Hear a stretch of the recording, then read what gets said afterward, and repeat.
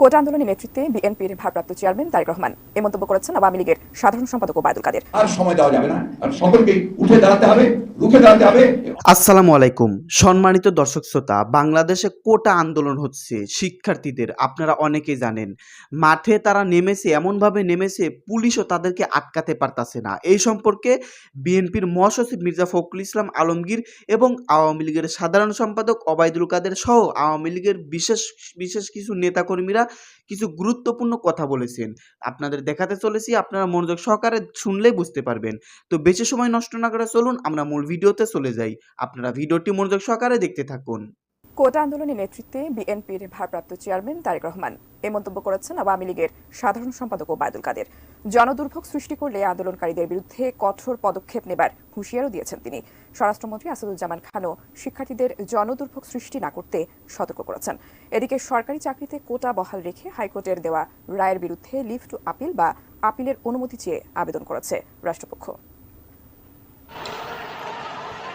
কোটা সংস্কার আন্দোলনকে কেন্দ্র করে সোমবার ঢাকা বিশ্ববিদ্যালয়ে দিনভর সংঘর্ষের পর মঙ্গলবারও সড়ক অবরোধ করে শিক্ষার্থীরা। চলমান এমন পরিস্থিতি নিয়ে ধানমন্ডির কার্যালয়ে দলের নেতাদের সঙ্গে বৈঠক করেন আওয়ামী লীগ সাধারণ সম্পাদক। প্রায় ঘণ্টাব্যাপী বৈঠকের পর সংবাদ সম্মেলন করেন তিনি। বাংলাদেশ আওয়ামী লীগের কার্যালয় ওবায়দুল কাদেরের দাবি, অরাজনৈতিক আন্দোলনে ভর করে নির্বাচিত গণতান্ত্রিক সরকারকে হটানোর চক্রান্ত চলছে। এসবের পেছনে বিএনপির ভারপ্রাপ্ত চেয়ারম্যান তারেক রহমানের সম্পৃক্ততারও দাবি করেন তিনি। এই কোটা সংস্কার আন্দোলনেরও নেতৃত্ব নিয়েছেন সে লন্ডনের দণ্ডপ্রাপ্ত পলাতক আসামি তারেক রহমান। আমরা ধৈর্য ধরছি, ধৈর্য ধরার অর্থ আমাদের দুর্বলতা নেই। সময় মতো যথাযথ অ্যাকশন নেওয়া হবে। প্রধানমন্ত্রীর বক্তব্যকে বিকৃত করে বিভ্রান্তি ছড়ানো হচ্ছে বলে মন্তব্য করেন ওবায়দুল কাদের। সোমবার ঢাকা বিশ্ববিদ্যালয়ে সংঘর্ষে ছাত্রলীগের নেতাকর্মীরা আহত হলেও তাদের উপর হামলার দায় চাপানো হচ্ছে বলেও দাবি তার। এই আন্দোলনকারীদের একটা অংশ রাজাকারের পক্ষ অবলম্বন করছে, এটা দিবালোকের মতো পরিষ্কার। রাজধানী তেজগাঁওয়ে ঢাকা জেলা আওয়ামী লীগের আলোচনা সভায় কোটা আন্দোলন নিয়ে কথা বলেন পররাষ্ট্রমন্ত্রী ডক্টর হাসান মাহমুদ। তিনি জানান, যারা রাজাকারের পক্ষে স্লোগান দিয়েছে তাদের চিহ্নিত করা হচ্ছে।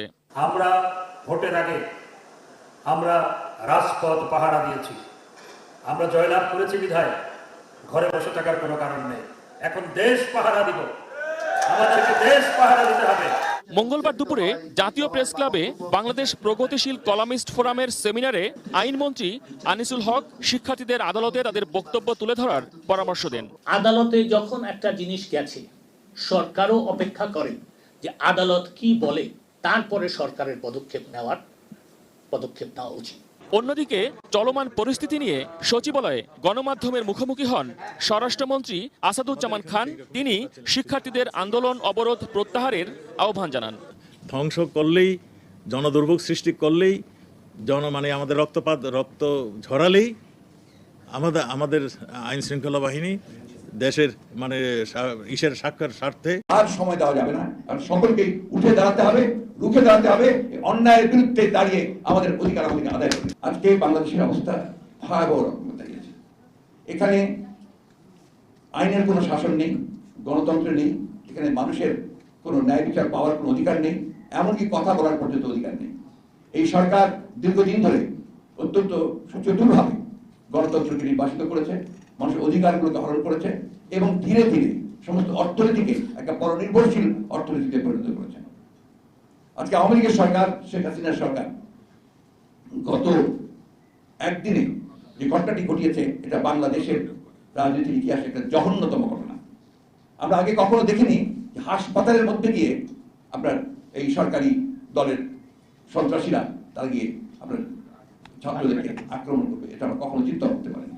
এমনকি পাকিস্তান আমলে, যার কথা তিনি বলেছেন যে পাকিস্তান আমলের হানাদার বাহিনীর কথা নাকি ছেলেরা ভুলে গেছে, আপনি তো সেটাকে ভুলে যেতে সাহায্য করছেন না, আপনি আরো সেটাকে নতুন করে মনে করে দিয়েছেন। কারণ পাকিস্তান সেনাবাহিনীর যে আক্রমণ ছিল তার চেয়ে আপনারা কোন অংশে কম করেছেন। আমরা যখন ঢাকা বিশ্ববিদ্যালয়ের পরি মামুনুল ভাইরা আছেন, জামা ভাইরা আছেন, তখন ছিল NSF, আপনার আইয়ুব খানের দলের ন্যাশনাল স্টুডেন্ট ফেডারেশন।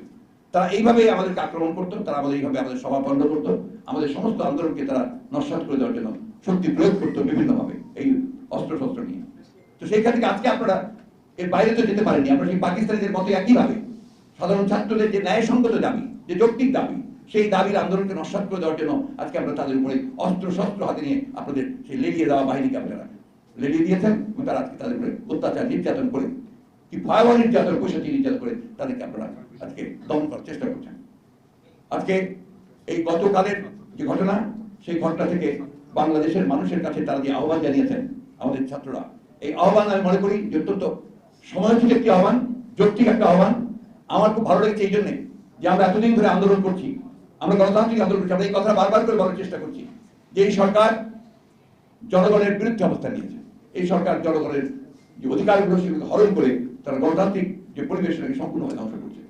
কিন্তু আজকে এতদিন ধরে আমরা দেখেছি যে সেখানে সাধারণ ছাত্রদের সেরকম কোনো আপনার তাদের পার্টিসিপেশন যেটা, সেটা আমরা দেখতে পাইনি। আজকে যখন তারা তাদের একটা ন্যায়সঙ্গত দাবি নিয়ে সামনে এগিয়ে এসেছে, সেখানে তারা নিজেরাই আজকে উপলব্ধি করছে যে কি ভয়াবহ একটা পরিস্থিতি সৃষ্টি হয়েছে।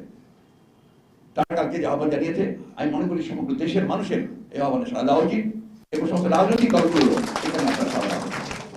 আর কারণ কালকে যে বিষয়টা ছিল, এটা শুধুমাত্র গোটা আন্দোলনের বিষয়ে পরিণত ছিল না। কালকে এই বিষয়টা ছিল সম্পূর্ণভাবে যে আমার সন্তানদের উপরে অন্যায়ভাবে, অযৌক্তিকভাবে তাদের উপরে আক্রমণ করা হয়েছে। সেই আক্রমণটা ভয়াবহ আক্রমণ,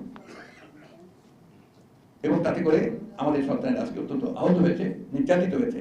গোটা বিশ্ববিদ্যালয় ব্যবস্থা আজকে শিক্ষা ব্যবস্থা থেকে, এটা শুধু ঢাকাতে নয়, সারা দেশে হয়েছে।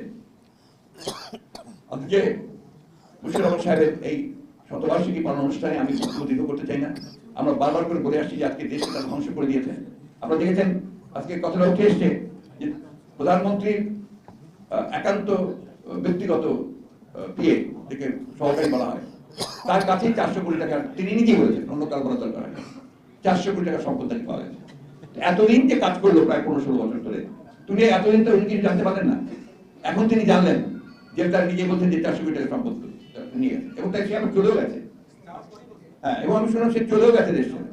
এখন প্রশ্নটা হচ্ছে যে আপনারা এটাতে যাওয়ার পরে বলেছে, আপনারা এতদিন এটা প্রমাণিত হচ্ছে যে একটা জিনিস একটু লক্ষ্য করবেন যে আসলে মূল যে দাবি জনগণের, যে একটা সুষ্ঠু অবাধ নির্বাচন চাই, এই গণতন্ত্রকে ফেরত চাই, ভোটের অধিকার ফেরত চাই, এই দাবিগুলোকে পাশ কাটানোর জন্য একটার পর একটা ঘটনা ঘটিয়ে, তারাই ঘটনা ঘটাচ্ছে, ঘটিয়ে জনগণের যে দৃষ্টি, সেই দৃষ্টিকে তারা বিভ্রান্ত করছে।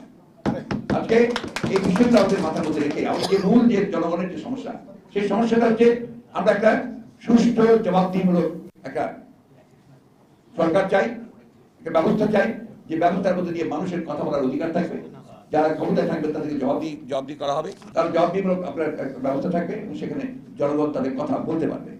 বন্ধুগণ, বক্তব্য দীর্ঘ করবো না, শুধু কথা বলি, একটা কঠিন সময় আমরা অতিক্রম করছি। এই সময় যদি আমরা রুখে দাঁড়াতে না পারি, এই সময়গুলো যদি আমরা রুখে দাঁড়াতে না পারি, তাহলে আমাদের দেশের জাতির অস্তিত্ব বিপন্ন হয়ে পড়বে। আমরা বরাবরই বলছি, আওয়ামী লীগ এখন আর সেই আওয়ামী লীগ নেই। আওয়ামী লীগ এখন একটা সম্পূর্ণ দেউলিয়া একটা রাজনৈতিক দলে পরিণত হয়েছে। আওয়ামী লীগ সম্পূর্ণভাবে নির্ভরশীল হয়ে পড়েছে এখন আমলাদের উপরে এবং তার তথাকথিত বাহিনীর উপরে, যারা আজকে রাষ্ট্রকে সম্পূর্ণভাবে একটা পুরোপুরিভাবে একটা ফ্যাসিবাদী রাষ্ট্রে পরিণত করেছে। আমি ফ্যাসিবাদ সম্পর্কে আমার ধারণা বই পড়ে বিভিন্নভাবে, কিন্তু কোনো ধারণা ছিল না। কালকে আমার মনে হয়েছে যে আমি ফ্যাসিবাদ দেখি, আমি আমার চোখের সামনে ফ্যাসিবাদ দেখি, যে যখনই কোনো কিছু দমন করতে হবে বিরোধী দলকে বা বিরোধী কথাকে, এমনকি ছাত্রদের দাবিগুলোকে, তখন এইভাবে তাদের দলের বিভিন্ন লোকজনদেরকে দিয়ে, সন্ত্রাসীদেরকে দিয়ে তাদেরকে লেলিয়ে দেওয়া, তাদেরকে আপনার পুরোপুরিভাবে স্তব্ধ করে দেওয়ার চেষ্টা করা, এটা হচ্ছে সত্যিকার অর্থেই ফ্যাসিবাদ। আজকে সেইখান থেকে দেশকে বের করে আনতে হবে। আজকে 53 বছর হচ্ছে স্বাধীনতা, এই স্বাধীনতার পরে আজকে এতদিন পরেও আমাদেরকে আমাদের অধিকার নিয়ে লড়াই করতে হচ্ছে, সংগ্রাম করতে হচ্ছে। যে কোটার কথা ছেলেরা বলেছে, এই কোটার ব্যবস্থা তো উনি এই প্রধানমন্ত্রী তো আপনার বাতিল করে দিয়েছিলেন, আবার সেটাকে আপনার আদালত দিয়ে সেটাকে নিয়ে এসে সামনে নিয়ে এসে সেটাকে ইস্যু বানিয়ে আবার সেটাকে ইস্যু তৈরি করেছেন। দুর্ভাগ্য আমাদের আজকে আদালতকে ব্যবহার করা হচ্ছে তাদের শাসনকে স্থায়ী করে রাখবার জন্য। এই কথাটা আমরা বহুবার বলেছি এবং সেই জন্য আমাদেরকে বিভিন্নভাবে কথা বলা হচ্ছে। আমি খুব স্পষ্ট করে একটা কথা বলতে চাই, সেটা হচ্ছে যে এই দেশের মানুষ। সম্মানিত দর্শক শ্রোতা, আপনারা বিস্তারিত ভিডিওতে দেখতে পারলেন আওয়ামী লীগের সাধারণ সম্পাদক ওবায়দুল কাদের এবং আওয়ামী লীগের বড় বড় নেতাকর্মী, এবং সেই সাথে রয়েছে বিএনপির মহাসচিব মির্জা ফখরুল ইসলাম আলমগীর। শিক্ষার্থীদের এই কোটা আন্দোলন নিয়ে কি বক্তব্য দিল, শিক্ষার্থীরা, ছাত্রছাত্রীরা যেসব আন্দোলন করতেছে, কোটা আন্দোলন, কোটা সংস্কার নিয়ে, এই বিষয়টি নিয়ে তাদের মন্তব্য কি, তাদের গুরুত্বপূর্ণ বক্তব্যগুলো আপনারা শুনতে পারলেন। যাই হোক, এই সম্পর্কে আপনাদের ব্যক্তিগত মতামত কি ভিডিওর কমেন্ট বক্সে জানিয়ে দিবেন অবশ্যই। ধন্যবাদ ভিডিওর সঙ্গে থাকার জন্য।